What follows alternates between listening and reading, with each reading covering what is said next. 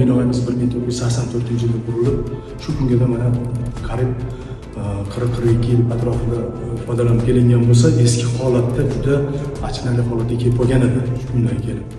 Mana bugungi kunda prezidentimiz suv xo'jaligiga bo'lgan e'tibori va chekka hududlarda joylashgan suv xo'jalik obyektlarini ta'mirlash hamda gidrouzillar shunga o'xshagan uchastkalar ta'mirlash topshiriqlari berilgan. Undan tashqari suv xo'jaligi vazirligining ko'maklari va topshiriqlariga asosan bizni shu jumladan mana Qoradaryo Maliya saviyasi tizim boshqarmasining binosi ham bugungi kunda juda ham bir chiroyli holatga keldiki,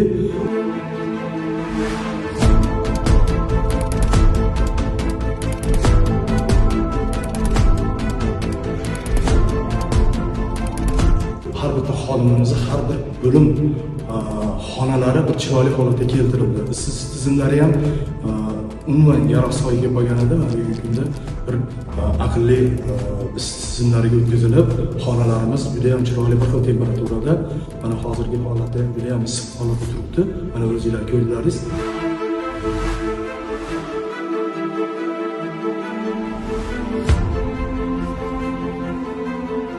Qo'shaloq bayram mana yaqinda yangi yilimiz keladi. Mana suv xo'jaligi va qishloq xo'jaligi va suv xo'jaligi xodimlari kuniga katta tuhfa bo'ldi. Bizning xodimlarimiz bundan juda ham mamnun.